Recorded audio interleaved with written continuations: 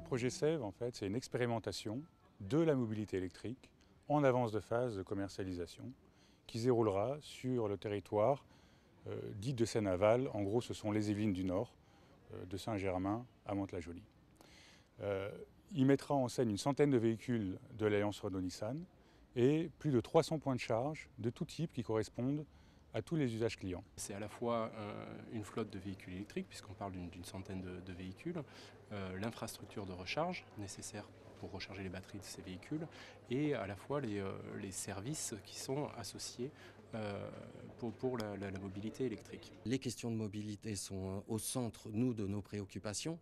La création de richesses, elle passe de toute façon par une meilleure irrigation d'un territoire et donc par le déploiement de nouvelles solutions de mobilité.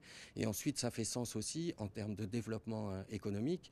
L'idée que nous, en tant qu'établissement public d'aménagement, on porte aussi derrière le projet SAVE, c'est bien de pérenniser les industriels sur le territoire et qu'on peut y mener des expérimentations industrielles à grande échelle. Les grands enjeux, outre ceux liés à un acheteur de véhicules pour savoir si le véhicule correspond ou non à ses besoins, sont aussi sur l'aspect énergétique, de savoir quel sera l'impact d'un grand nombre de véhicules sur la courbe de charge de production énergétique française, sur les besoins en raccordement locaux au niveau du réseau, mais aussi sur le type de service qu'EDF pourrait être susceptible d'offrir aux utilisateurs et aux clients du véhicule électrique. Le but, c'est une expérimentation, c'est de montrer quelles sont les limites de la confrontation à la mise en situation. C'est de voir qu'est-ce qui ne marche pas.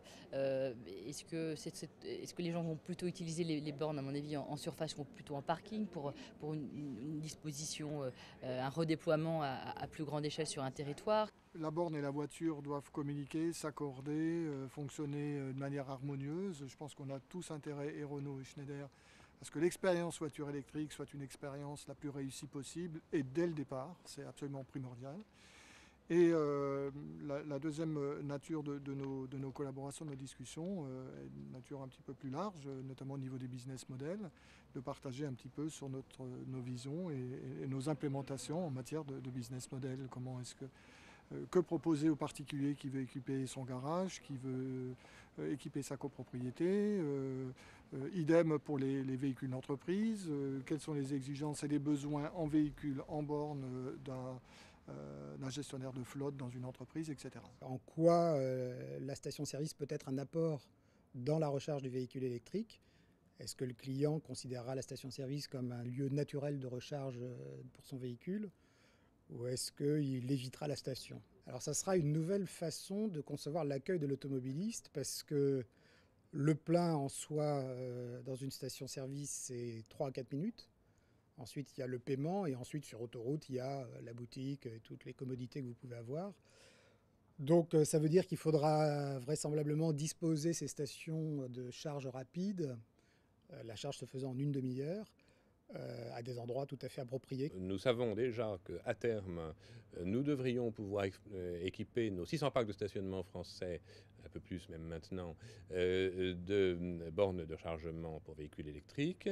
Nous savons que les 250 000 places de stationnement payant sur voirie que nous gérons également, nous devrions pouvoir un jour en équiper une bonne partie pour des recharges de véhicules électriques et avoir la chance d'être associés aujourd'hui à une expérimentation en grandeur nature grâce à SAVE. C'est pour nous une opportunité formidable de tester, de regarder, de comprendre les modèles économiques plausibles et de participer à une aventure collective qui est très exaltante.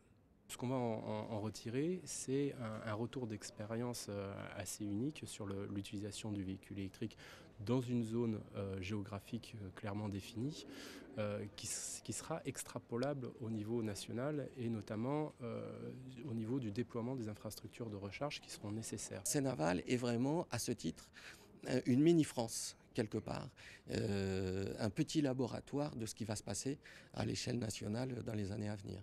La manière dont on aura géré l'ensemble de ces étapes nécessaires au déploiement d'infrastructures de recharge en voirie ou dans des parkings concédés sera un retour d'expérience intéressant pour que finalement l'ensemble du territoire français puisse le faire dans les meilleures conditions et que nos véhicules aient à disposition d'infrastructures au moment où ils seront commercialisés.